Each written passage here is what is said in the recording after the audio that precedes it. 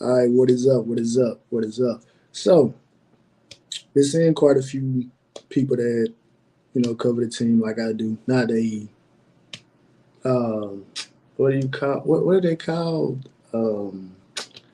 I guess the media members they get the media passes, the preferred media, whatever. A lot of people talking about we're lacking a number one wide receiver. Now, wide receiver and corner and even safety, those are the positions that I really care a lot about.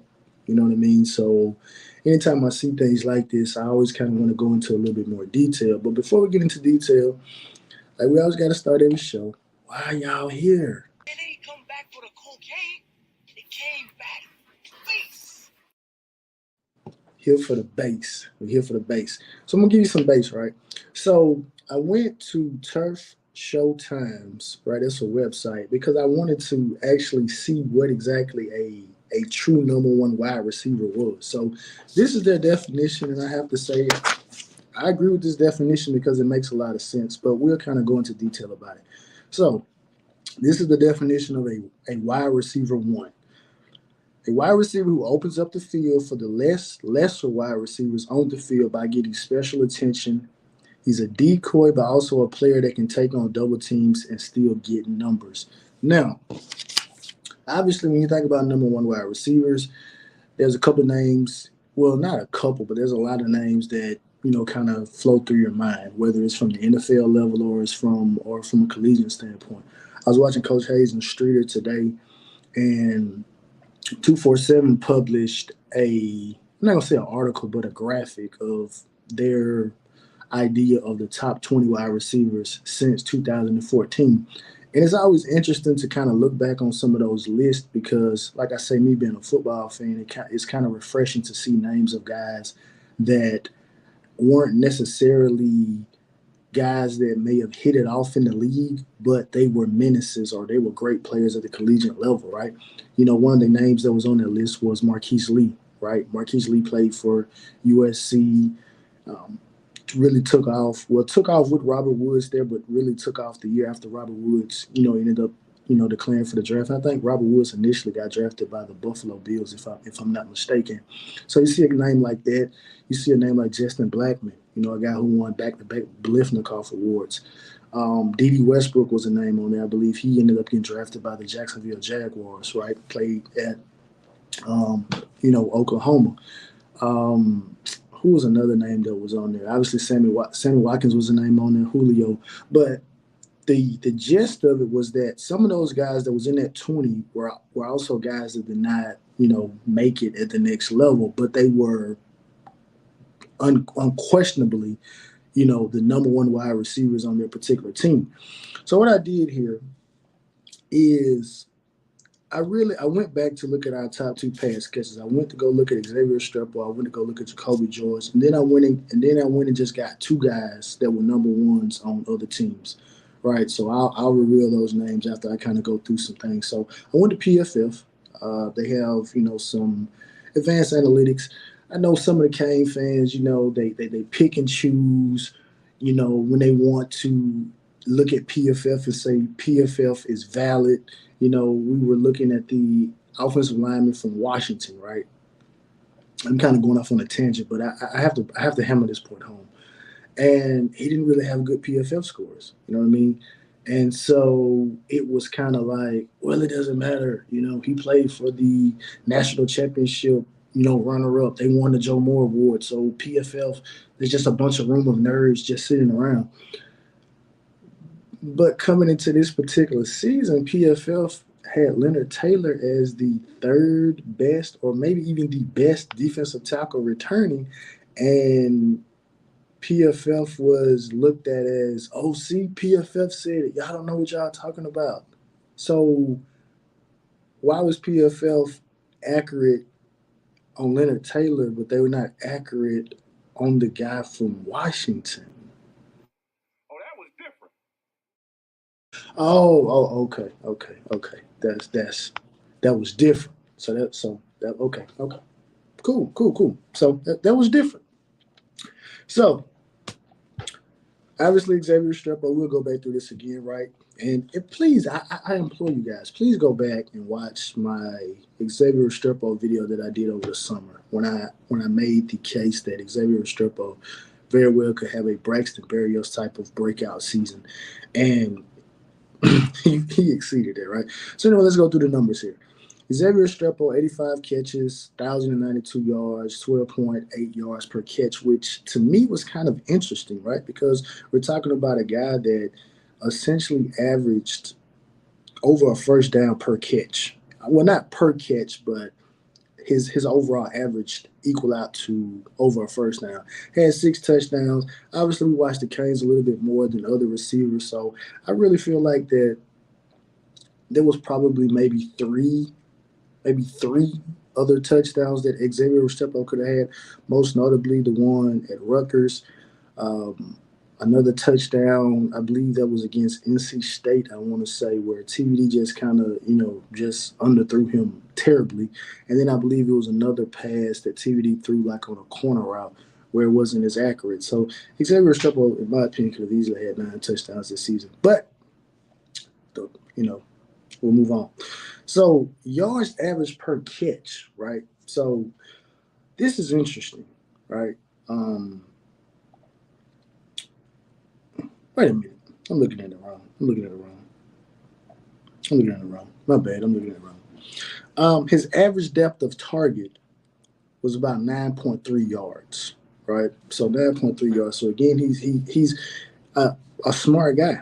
It seems like that was something that you can notice when you're watching the game, or even if you went back to watch the game, like guys that break down the film, well, break down the game, after the fact. You could see that Xavier Restrepo was a smart guy and was looking to maximize, the most out of every catch, right? Why settle for second and 9 or second and 8 when I could make sure that this route is run to where we are in a situation where it's like second and 2, second and 1, or just go ahead and get the first down. Out of 85 catches, 7 of them were contested. Now, what's interesting to me about that is contested catches, 7 out of 85.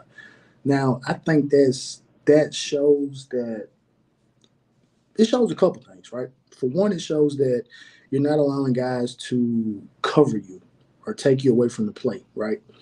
And it shows that you could say that the offensive coordinator is, devising, a scheme to make sure that you're getting open to where you only have 7 contested catches, right? But I think obviously what Xavier Restrepo was doing in this particular offense, I think there was like a lot of option routes that he was able to run. So again, it's just the intellect of him understanding that, look, I'm not going to run myself into a situation where I'm going to get covered or be covered. Now, obviously, there were some. I believe I looked at it, and I think he may have had like 15 targets that were contested, right? So, but still, you are the center focus point of the offense, right? Now, this is a big one to me. He forced 14 missed tackles, right? Now, obviously he's not a running back, just kind of looking at the other two guys that I picked. Um, that's kind of on par with some of the things that they did as well, right? Just because again, I think there's levels to wide receiver ones, right? There's levels, and I think it's based on what it is that your team needs, right? But moving on, he accounted for 53 first downs, big time, and only had 4 drops on the entire season, right? So Xavier Restrepo, again, like I said, I believe he had over 100 targets. So to drop 4 of those and catch 85, I think that's good. Now, moving on to Jacolby George. Jacolby George, 58 catches, 878, 15.1 yards average, 8 touchdowns. He had 540 yards after the catch. Think about that. He had 540 yards after the catch, total yards. That's absurd. Over half of your yards, over half, because you had 878, over half of your yards accounted for making a guy miss a tackle, or you're breaking a tackle, or what I mean. You're just taking just maybe taking a pop pass or something like that, and just making so that's That's crazy to me, right? That's crazy. His average depth of target was 10 yards. Jacolby George only had three contested catches on the season. And again, when you kind of look at it, Jacolby George, I believe since he got to the University of Miami, was probably the best route runner, the most smoothest route runner. So that's not a that's not crazy to me. He had 13 forced 13 missed tackles, which is good. He accounted for 38 first downs. He had six drops. Now, I feel like some of those drops that he had were maybe some concentration type of things, but six drops. It's been worse here at the University of Miami from receivers dropping passes, right? So unveiling the secret guy. So I'm gonna go with Xavier Worthy, University of Texas, right? Big time player at the University of Texas. He and AD Mitchell, kind of back and forth, but Xavier Worthy was their number one guy. So these are his statistics, right? Let's see how that compares. 75 catches, 1,014 yards, 13 yards, average 13 and a half, you know, yards per catch. Five touchdowns. He accounted for 571 yards after the catch. Again, average depth of target was 10.3. He had five drops, five contested catches. He forced 13 missed tackles, and he accounted for 44 first downs. Now, that's a number one receiver. Now, I think what ends up happening is when this particular discussion is had, I think individuals kind of mix the two up. You mix up saying, okay, we need a true number one versus we need an elite guy, right? And I don't see how that's hard to do. Just say what you mean, say what you want. You know what I mean? Because if you want to say, hey, we need an elite receiver, you're not gonna get any pushback from me. But if you're just saying that, hey, we need a number one receiver, then I'm just gonna have to read you this definition. I'm gonna have to read you off two of the guys that are on the roster now and say that, okay, we have two number one receivers based on this particular definition. But if we want to talk about an elite guy, well, here it is. I got Malik Neighbors, wide receiver, LSU. Malik Neighbors had 89 catches, 1,568 yards, 17.6 average, 14 touchdowns, 589 yards after the catch. Average depth of target was 12.2 yards. He had five drops, 10 contested catches. Now this is where it gets silly. This is where the bar, like they're like up until this particular point, everybody's kind of right here. This is where Malik Neighbors just shoots off. Malik Neighbors forced 70 missed tackles. 70 missed tackles, and he accounted for 70 first downs. That is crazy. That is insane in what many call the best conference in college football, the SEC. That's crazy. Now, that's an elite number one, right? But getting back to Xavier Restrepo and going back to the definition, right? Let's start at the top. A wide receiver who opens up the field for, I'm not going to say lesser wide receivers, even though that's their definition. I'll just say for the other wide receivers. We can't say that Xavier Restrepo did not open up the field for other guys. We can't say that because he did. Um, Xavier Restrepo got special attention. He did. They were at points in time of the season, they were bracket covering Xavier Restrepo.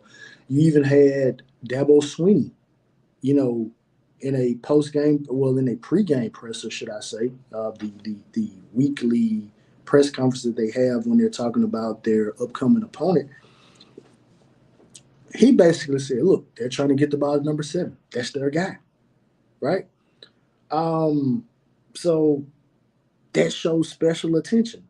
A decoy play, a great decoy play to me was again in North Carolina, right? And some people may say, "Shy, you always bring that game up." Don't know. I mean, you were there, but you don't have to make that like that. That's the game. Yeah, well, that was a good game because again, you get to see things at the game that you don't necessarily get to see on TV. Obviously, sideline interaction is the biggest one of all, but on the play where TVD threw that touchdown to Jacolby George, where he took that big hit, which I believe hurt him. And I was on record after the video saying that